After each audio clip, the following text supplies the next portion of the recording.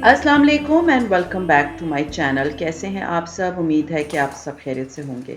हाँ जी, तो ये रात का जो है ना मैं व्लॉग स्टार्ट किया था और मेरा जो आज का व्लॉग है वो है मील प्रेप पे।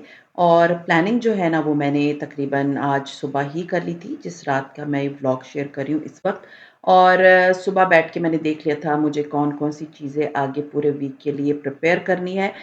मील प्लानिंग में आप सिर्फ प्लानिंग करते हैं कि आपने बनाना क्या है। फिर आप अपने पूरे मतलब पेंट्री देखते हैं, अपने मसालों के डब्बे देखते हैं और फिर जाके वो ग्रोसरी कर लेते हैं। और उसके बाद ये होता है कि 1 या 2 दिन अगर हिम्मत है तो 1 दिन में ही सारे कर लें, वरना ये मैंने 2 दिन का व्लॉग है जो कि मैं आपके साथ शेयर कर रही हूँ। और उसमें ये होता है कि मैं अपने पूरे हफ्ते का अगला पूरा वीक जो मुझे कुकिंग करनी होती है, या हो सकता है हफ्ते से भी ज़्यादा दिन का हो जाता है समटाइम्स, तो वो ये होता है कि मैं छोटे-मोटे उनके सबके काम कर लेती हूँ और आगे जब मुझे कुकिंग करनी होती है ना, तो मुझे कोई प्रॉब्लम नहीं होती। तो मुझे काली दाल जो है ना वो बनानी थी।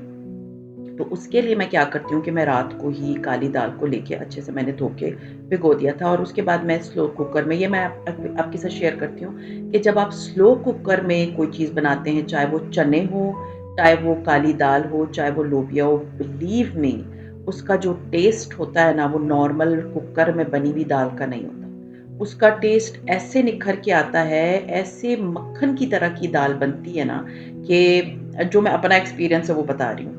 तो मैं कुकर में भी बनाती हूँ क्योंकि काली दाल एक ऐसी दाल है जो मेरे बच्चों की बड़ी फ़ेवरेट है। तो दाल मैंने भिगो दी थी और उसको मैंने मतलब रख लिया था, डाल दिया था स्लो कुकर के अंदर। गर्म पानी मैंने इसमें डाल दिया था, नमक और काली मिर्च डाल देती हूँ। और उसके बाद ये देखिए नेक्स्ट मॉर्निंग है, दाल जो है वो प्रॉपरली मेरी गल गई थी, सुबह का टाइम है और अब जो है ना मुझे इस दाल को कुक करना है। तो जब आप इस तरह से अपने छोटे-छोटे काम प्रिपेयर करके रख लेते हैं ना, तो आपको इतनी आसानी हो जाती है। अगर कहीं आप जा भी रहे हो, आपको पता होता है कि मैंने आधे काम किए हुए हैं, तो मुझे भी मुश्किल नहीं होगी नेक्स्ट कुकिंग करने में। तो इस तरह से जब आप मील प्रेप कर लेते हैं, तो आपको आगे प्रॉब्लम नहीं होती।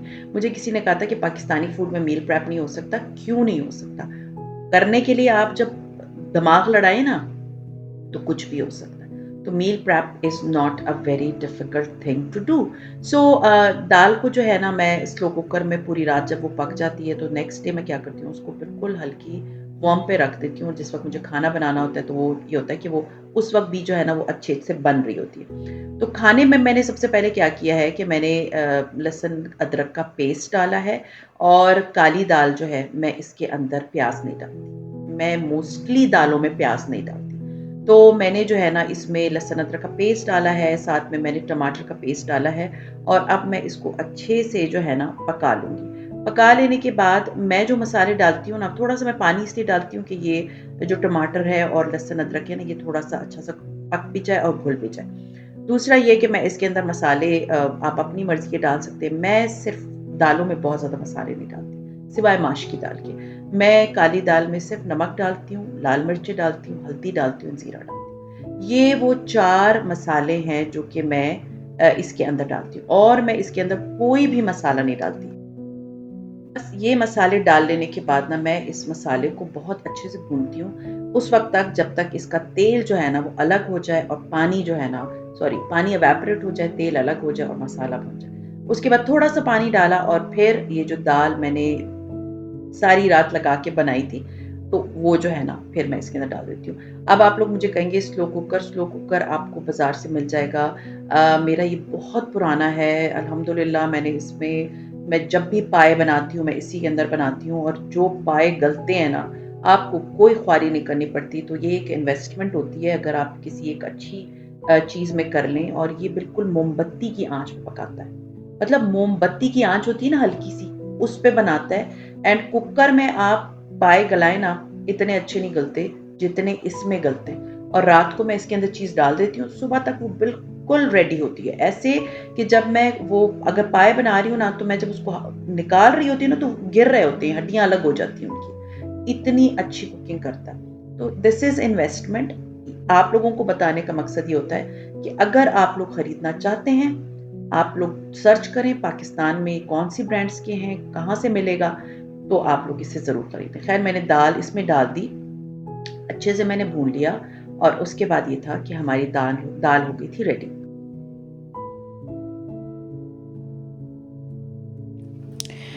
हाँ जी, मैं लेकर आई थी बैंगन एंड मील प्रेप में आई थिंक अगर आप बैंगन का भरता बनाना है आपने तो आप ये काम बहुत पहले करके रख सकते हैं। तो गोल वाले बैंगन मैं ले आती हूँ हमेशा और उसके बाद ये होता है कि मैं उनको अपने चूल्हे पे रोस्ट कर लेती हूँ। चारों तरफ से अच्छे से रोस्ट कर लेने के बाद फिर मैं इनका छिलका उतार देती हूँ और इनको ब्लेंडर में ब्लेंड करके जब ठंडे हो जाते हैं तो ज़िप लॉक बैग में डाल के तो मैं इन्हें फ्रिज में रख देती हूँ। हाँ जी, तो एक-एक करके मैंने सारे जो बैंगन हैं उनको रोस्ट कर लिया था और उसके बाद ये है कि मैं इसको ठंडे पानी में डालती जाती हूँ। उससे ये होता है कि बैंगन अच्छे से ऊपर से जो उसका क्रस्ट होता है ना, अदरवाइज़ अगर आप इसको पानी में नहीं डालेंगे ना तो इसका बहुत कचरा मच जाता है। मतलब यहाँ-वहाँ इसके जो छिलके ना वो उड़ते हैं। तो पानी में डाल लेने का फ़ायदा ये हो जाता है कि आपके जो बैंगन है ना वो बड़े आराम से उसका छिलका भी उतर जाता है, दूसरा ये है कि वो इधर-उधर फैलता भी नहीं। तो ख़ैर इसका सारा छिलका मैंने उतार दिया था, मैंने बहुत ज़्यादा नहीं लेकर आई थी क्योंकि मेरे बच्चे खाते नहीं थे शौक से। तो खाता खाता जो है वो बंदा सिर्फ़ एक मैं हूँ और एक मेरे हस्बैंड ही हैं और उसलिए बेहतर होता है कि मैं बहुत ज़्यादा ना बनाऊँ। तो मैंने तकरीबन ये कह सकते हैं कि 4-5 थे कोई 700 ग्राम के बराबर होंगे बैंगन। मैंने इनको निकाल के अब इसके बाद मैं इनको अच्छे से ब्लेंड कर लूँगी। ब्लेंड कर लेने के बाद आप लोग इसको चम्मच से भी या लंगरी में भी कर सकते हैं। मेरे हस्बैंड बिल्कुल भी नहीं खाते उस तरह से उनको होता है कि बिल्कुल ही इसको ब्लेंड करके रखो। तो फिर मुझे ये होता है कि मैं इनको ब्लेंड करके रखती हूँ, मजबूरी है क्योंकि मैं मुझे वैसे बहुत अच्छा लगता है भरता जो है ना वो थोड़ा-सा चंकी होना चाहिए। तो वो नहीं खाते इसलिए अब मुझे भी होता है कि चलो जी अगर एक ही साथ बन रहा है तो इसी तरह बन जाए। फिर अच्छे से ब्लेंड कर लेने के बाद मैंने इसको ज़िप-लॉक बैग में डाल दिया, अच्छे से बंद कर दिया और अब मैं इसको मतलब थोड़ा-सा फ्लैट कर दें और उसके बाद इसको फ्रीज़र में रख दें। इतनी आसानी हो जाती है, सिर्फ़ आपने मसाला बनाया और उसके बाद आपने इसके अंदर डाल दिए अपने बैंगन का भरता रेडी। इसको सुबह बस निकाल के बाहर रख दिया करें, तो आपको जो होता है ना आसानी हो जाती है। अच्छा, पूरे हफ़्ते के लिए क्योंकि मुझे ग्रीन टी पीनी होती है और उसमें मुझे लेमन डालने होते हैं और अगर मैं फ्रिज में रखती हूँ तो बिल्कुल ही ड्राई हो जाती है उनकी स्किन, तो मैं इस तरह से लेमन्स को प्रिज़र्व कर लेती हूँ। जितने भी लेमन आप लेकर आएँ उनको एक दफ़ा अच्छे से मैं धो लेती हूँ और धो लेने के बाद ना किसी भी शीशे के जार, प्लास्टिक में आपने नहीं रखना, ठीक है ना? प्लास्टिक वैसे भी हेल्थ के लिए इतना अच्छा नहीं है। तो किसी भी शीशे के जार में आपने लेमन डाले और ये एक अदद लेमन जो है वो थोड़ा-सा ख़राब था, तो वो मैंने उसके अंदर नहीं डाला। अब मैं इसके अंदर सिंपल एक काम करूँगी कि मैं इसके अंदर डाल दूँगी पानी और ढकना बंद कर दूँगी। इससे ये होता है कि आप जब ग्रीन टी में डाल रहे हैं, किसी भी चीज़ में डाल रहे हैं, तो ये बिल्कुल ताज़े रहते हैं और लेमन को प्रिज़र्व करने का बेस्ट तरीका है ये।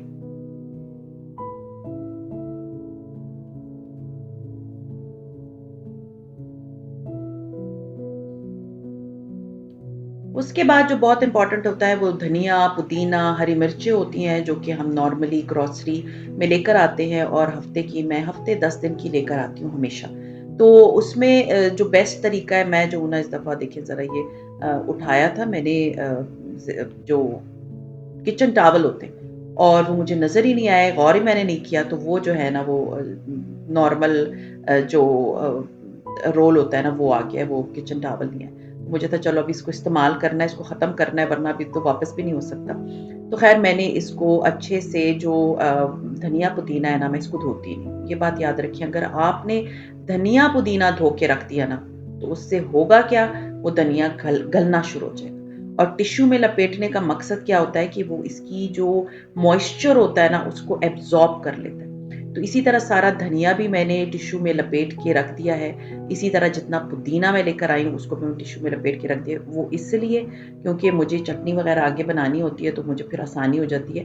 अदरवाइज़ अगर मैं इसको ऐसे ही रख दूँगी ना तो ये बिल्कुल ही गलना शुरू हो जाता है। और सुखा के भी आप रख सकते हैं लेकिन इस तरह से ये ज़्यादा देर तक जो है ना वो ताज़ा रहता है। तो क्योंकि मैं कल ग्रोसरी करने गई थी और मैं ये सारी चीज़ें लेकर आई थी तो मुझे था आज इन सबको मैं सँभाल के रख लूँ क्योंकि मील प्रेप में आप यही सारे काम कर रहे होते हैं। तो ये धनिया, पुदीना ये सब मैंने रख दिया। अब आती है बारी हरी मिर्चों की। हरी मिर्चें मैं क्या करती हूँ हरी मिर्चों के मैं जो है ना उसमें भी जो भी डब्बा मैंने इस्तेमाल करना होता है, उसके अंदर भी मैं बहुत अच्छा-सा टिश्यू की लेयर लगाती हूँ। क्योंकि ये जो जितनी भी सब्जियाँ होती हैं ना, ये पानी मॉइस्चर रिलीज़ करती हैं, तो वो अपने ही मॉइस्चर में फिर वो खराब होना शुरू हो जाती है। तो कोशिश किया करें कि अच्छे से इसके अंदर जो है ना वो टिश्यू की लेयर लगाएँ। अच्छा, अभी आप देख रहे होंगे कि मैं सारी हरी मिर्चों को उनके डंठल हटा रही हूँ। वो इसलिए ये करते हुए मुझे कोई 3, 4, 5 साल हो गए। जब आप डंठल के साथ रखते हैं ना, तो वो गलना शुरू हो जाते हैं और आपकी हरी मिर्चें बिल्कुल खराब हो जाती हैं। और इस तरह से मेरी हरी मिर्चें महीना चल जाती हैं, खराब नहीं होती। तो डंठल हटा दें, सारे जितने भी लेकर आते हैं, बहुत ज़्यादा क्वांटिटी में मत लेकर आएँ। मैं 250 ग्राम लेकर आती हूँ, मेरे बड़े आराम से 20 दिन तो चल जाता है, 15-20 दिन बड़े आराम से ये हरी मिर्चें चल जाती हैं। तो अच्छे से उनके डंठल हटा दिए और हटा लेने के बाद मैं इनको डब्बे में डाल देती हूँ। ऊपर से बहुत अच्छी सी दोबारा से टिश्यू की लेयरिंग कर देती हूँ। दोबारा मैं एक बात बता दूँ कि जब भी आप हरी मिर्चें इस तरह प्रिज़र्व कर रहे होते हैं ना, या धनिया पुदीना, इनको वॉश मत करें, ठीक है? वॉश करेंगे तो आप अपनी सब्ज़ी की खुद ही तहस मचा देंगे। फिर आपको जो है ना वो किसी और की ज़रूरत ही नहीं है कि आप किसी और को ब्लेम ही नहीं कर सकते। तो ये मेरा आज़मूदा तरीका है जो मैं सालों से इस्तेमाल कर रही हूँ, और मेरे घर में हरी मिर्च और इस तरह ताज़ी रहती है, खराब बिल्कुल भी नहीं होती। अगर बीच में एक आध कभी हो जाए तो हो जाए, अदरवाइज़ ये सारी हरी मिर्चें मेरी बड़े आराम से काम आती है। और स्पेशली रमज़ान में क्या करती हूँ मैं, कि मैं हरी मिर्चें ज़्यादा क्वांटिटी में लेकर आती हूँ, क्योंकि बहुत ज़्यादा पकोड़े और ये वो सब चीज़ों में इस्तेमाल होता है, तो वो चीज़ मेरी काफ़ी दिन तक चलती है।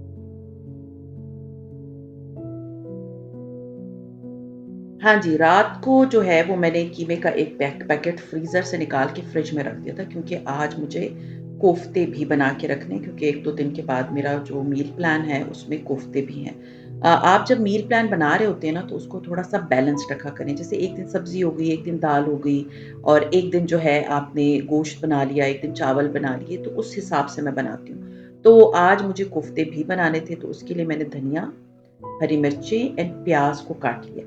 पहले मैं चॉपर में धनिया और हरी मिर्ची और प्याज डाल के इनको अच्छे से चॉप कर लूँगी। पहले एक आध बार मेरे से ये गलती हो गई थी कि मैंने प्याज को कीमे के साथ डाल दिया था, एंड मेरा कीमा बिल्कुल इतना सॉफ्ट हो गया था, इतना सॉफ्ट हो गया था कि बाद में मुझे था, उसको पता नहीं कितनी मुश्किल से मैंने फिर दम का कीमा बनाया, उससे कोफ्ते नहीं हैंडल हो रहे थे। तो ये मेरी गलती के बाद का मैं आपको बता रही हूँ कि बेस्ट है कि चॉपर में सबसे पहले प्याज डाल दें, हरा धनिया, हरी मिर्च डाल के इसको बहुत अच्छे से आपने चॉप कर लें। इसको आपने कीमे के साथ बिल्कुल चॉप नहीं करना, ये मैं आपको बता रही हूँ। ये आप करके देखिए, आपका कीमा इतना अच्छा बनेगा, मतलब कोफ्तों के लिए जो कीमा होता है। तो ख़ैर इसको मैं निकाल लूँगी एक डिश में। जो भी आप जिस डिश में आपने, कोशिश करें बड़ी-सी परात हो, ताकि जो बाद में आपने इसमें कीमा डालना होगा या कोई भी चीज़ आपने इसके अंदर डालनी होगी, वो अच्छे से जो है ना वो मिक्स हो जाए। अगर आप बर्तन छोटा लेंगी ना, तो बहुत मुश्किल हो जाती है फिर जब कुछ भी बनाने के लिए। तो बेहतर है, मैं जब भी कोफ्ते बनाती हूँ, या तो मैं आटा गूँथने वाली परात में लेती हूँ, या ये मेरे पास शीशे का बड़ा प्यारा-सा एक डिश है, तो मैं इसके अंदर डाल देती हूँ। इसके अंदर ये सब निकाल लेने के बाद ना, कीमा जो है ना, वो मैं जो लेती हूँ वो 80% गोश्त होता है, और 10% 20% आप कह सकते हो उसमें चर्बी भी होती है। बगैर चर्बी वाले अगर आप बनाएँगी, वैसे मैं बनाती भी रही हूँ, लेकिन वो उससे होता है कि वो जूसी नहीं बनते, बहुत हार्ड से बनते हैं। तो उसके लिए बेहतर यही है कि अगर आप कीमे को आप इस तरह लें, कि ये देख सकते हैं, आपको नज़र आ रहा होगा इसमें 20% चर्बी भी है। सो ख़ैर ये बीफ का कीमा है, आप चिकन का भी सॉरी चिकन का भी ले सकते हैं इसी रेसिपी के अकॉर्डिंगली, और मटन का भी ले सकते हैं। बट मुझे कोफ्ते ना, फ्रैंकली स्पीकिंग, कोफ्ते, चपटी कबाब, शामी कबाब, ये बीफ में अच्छा लगता है। ख़ैर इसमें मैंने डाल दिया है बीफ, आप चाहें जैसे कि मैंने आपको बताया, इसको आप चिकन में भी बना सकते हैं, सेम यही टेस्ट आएगा। ख़ैर अब इसके अंदर ना मैं एक अदद जो है वो ब्रेड का स्लाइस भी डालती हूँ। ब्रेड का स्लाइस मैं इसमें क्यों डालती हूँ? क्योंकि ब्रेड के स्लाइस से ये होता है कि वो इसका जो जो मतलब एक्स्ट्रा मॉइस्चर होता है ना, ब्रेड स्लाइस उसको मतलब अपने अंदर एब्ज़ॉर्ब कर लेता है। तो आपके कोफ्ते बड़े मज़ेदार बनते हैं, मतलब बहुत सॉफ्ट बनते हैं। तो एक ब्रेड का स्लाइस आप देख सकते हैं, मैं छोटे-छोटे टुकड़ों में डाला है। आप अपनी गलतियों से ही सीखते हैं। अगर आप पूरा स्लाइस डाल देंगे ना, तो वो कभी भी सही प्रॉपर्ली चॉप नहीं होगा। तो इसलिए क्या है, 1 आध 30 सेकंड लगते हैं, आपने ब्रेड के स्लाइस को छोटे-छोटे पीसेज़ में चॉप करके तो आपने इसके अंदर डाल दिया। साथ में मैंने इसमें डाला है लहसुन अदरक का पेस्ट, आप कह सकते हैं तकरीबन कोई 1 टेबलस्पून के बराबर लहसुन अदरक का पेस्ट डाला है। और उसके बाद मैं इसको ढक्कन बंद कर दूंगी। बस ये देख सकते हैं आप, मैंने इसमें ये डाला है और मैं इसको अच्छे से चॉप कर लूंगी। साथ साथ मेरी सफाई भी चलती रहती है, जैसे कि मैंने आपको बताया है कि जब भी आप कुकिंग कर रहे होते हैं ना, साथ के साथ आप एक आध मिनट लगा के सफाई भी कर लिया करें, तो आपका किचन जो है ना वो क्लीन रहेगा। खैर, ये कीमा जो है ना मैंने अच्छे से चॉप कर लिया। अच्छे से चॉप कर लेने का मकसद मतलब क्या है, मैं आपको बताऊंगी कि ये निशानी क्या होती है कि जब आपका कीमा ना एक जैसे पेड़ा नहीं बन जाता, उस तरह जब बन जाए ना और फिर मतलब इस चॉपर के अंदर गोल गोल घूमे, उसका मतलब ये है कि आपका कीमा और ये सारी चीजें यकजान हो गई। फिर आपको इतना ज़्यादा नीड नहीं होती उसको और ज़्यादा चॉप करने की। तो मैंने अच्छे से, आप देख सकते हैं कि कीमे को चॉप कर लिया। चॉप कर लेने के बाद मतलब इसमें आप कह सकते हैं कोई 4-5 मिनट का टाइम लगता है कीमे को अच्छे से चॉप होने में। अब आप देख सकते हैं कि ये किस तरह से चॉप हो रहा है। पहले लेयर थी, कीमा ऑलरेडी आपको पता है कि चॉप होता है, बट इस तरह से होता है कि वो ज़्यादा और बारीक हो जाता है। और दूसरी अच्छी बात ये होती है कि कीमे के अंदर जो भी आपने डाला होता है, इस पॉइंट पे आप इसमें मसाले भी डाल सकते हैं, लेकिन मैं जब ये सब मिक्स करती हूँ ना तब मैं मसाले डालती हूँ। तो मसालों में जो बेस्ट चीज़ें मैं इसमें डालती हूँ वो नमक, मिर्च, हल्दी आप अपने अकॉर्डिंगली डाल सकते हैं, क्योंकि समटाइम्स कुछ को प्रॉब्लम होती है, हार्ट की प्रॉब्लम होती है या किसी भी तरह की बीमारियां हो सकती हैं, तो वो ये है कि उसमें आप अपने अकॉर्डिंगली मसाले डालें। मेरे घर में हम लोग थोड़ा सा मिर्चों की क्वांटिटी ज़्यादा लेते हैं, तो मैं थोड़ा सा मिर्चें ज़्यादा डालती हूँ। उसके बाद ये है कि मुझे कोफ्तों के अंदर ना इस तरह से गरम मसाला, सॉरी, ये धनिया जो है ना वो थोड़ा सा क्रश हुआ बड़ा अच्छा लगता है जब कोफ्ते के अंदर होता है, तो वो मुझे, और इसकी ग्रेवी में भी मैं डालती हूँ तो मुझे बहुत अच्छा लगता है। तो इसके अंदर मैंने धनिया को, साबित धनिया को लेके थोड़ा सा हाथ पे रख के थोड़ा सा क्रश कर दिया।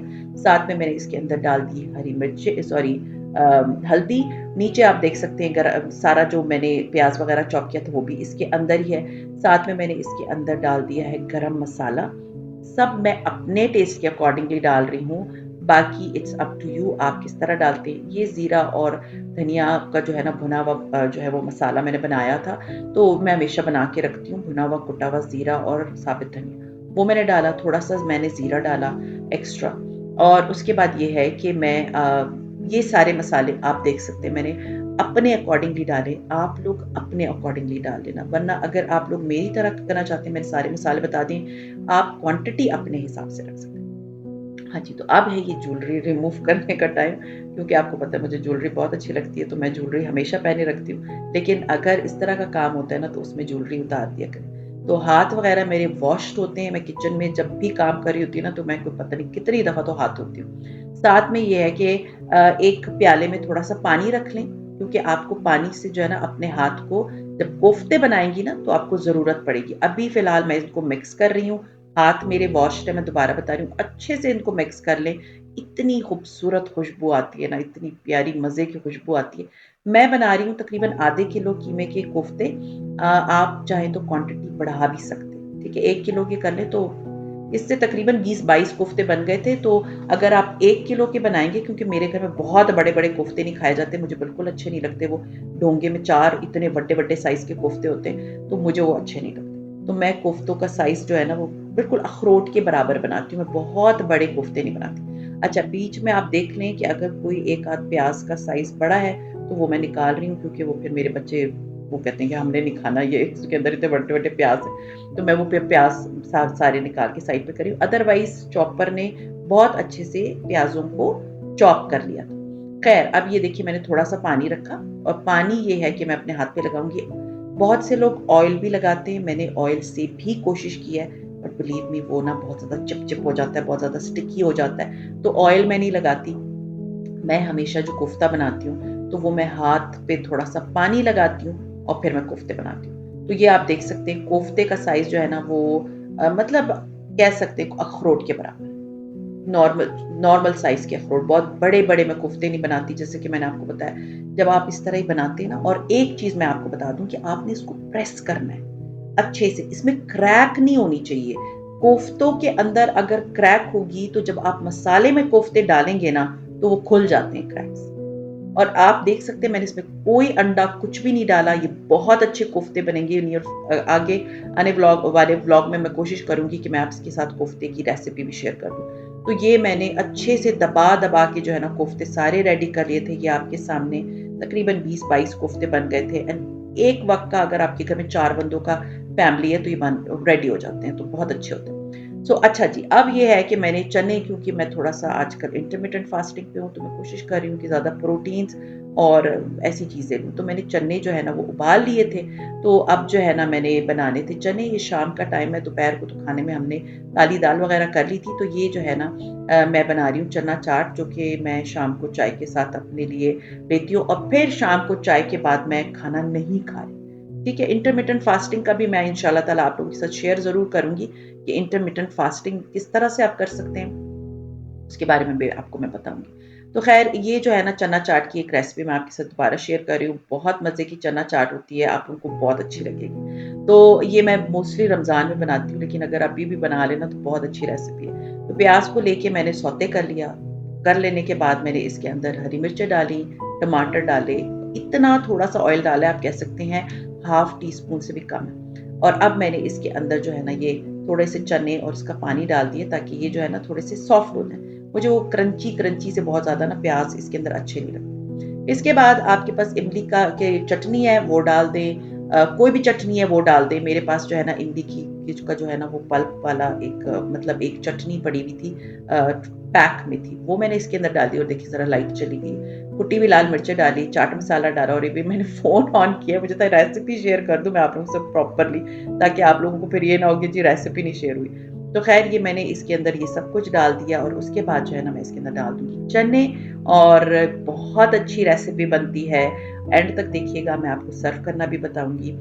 कोई भी आप अगर आपके पास इमली का पल्प पड़ा हुआ है ना, वो आप इसमें डाल दें और कुछ नहीं करना होता है। इससे ये होता है कि ये बहुत मज़े का मतलब जो चाट होती है ना बड़े मज़े की बनती है। रमज़ान में भी आप लोग ट्राई कीजिएगा। वैसे मैं नॉर्मली ये सारी चटखारे वाली चीज़ें ना रमज़ान में बनाती हूँ, लेकिन अभी क्योंकि I am on intermittent fasting, तो मेरी कोशिश होती है कि मैं बहुत ज़्यादा ना कैलोरी वाली चीज़ें ना खाऊँ। तो ख़ैर ये देख सकते हैं, ये इमली की जिंजर गार्लिक वाली जिंजर सॉरी इमली जिंजर वाली चटनी है और इसका बड़ा मज़े का टेस्ट होता है। ये शंग्रीला की, ये मैंने डाली, अच्छे से मिक्स कर दी और उसके बाद जो है ना ये मैं और मेरे हस्बैंड खाएंगे चाय के साथ। सो खैर आज आप लोगों को थोड़ा अंदाज़ा हो गया होगा कि मील प्रेप आप किस तरह कर सकते हैं, किस तरह से आप अपने खाने बना सकते हैं और अपनी ज़िंदगी फ्यूचर मतलब जो आपने एक हफ्ता 10 दिन का प्लान बनाया होता है, तो आप कितने सुकून में रहते हैं, स्पेशली इवन आप घर में अगर आप जॉब भी करें।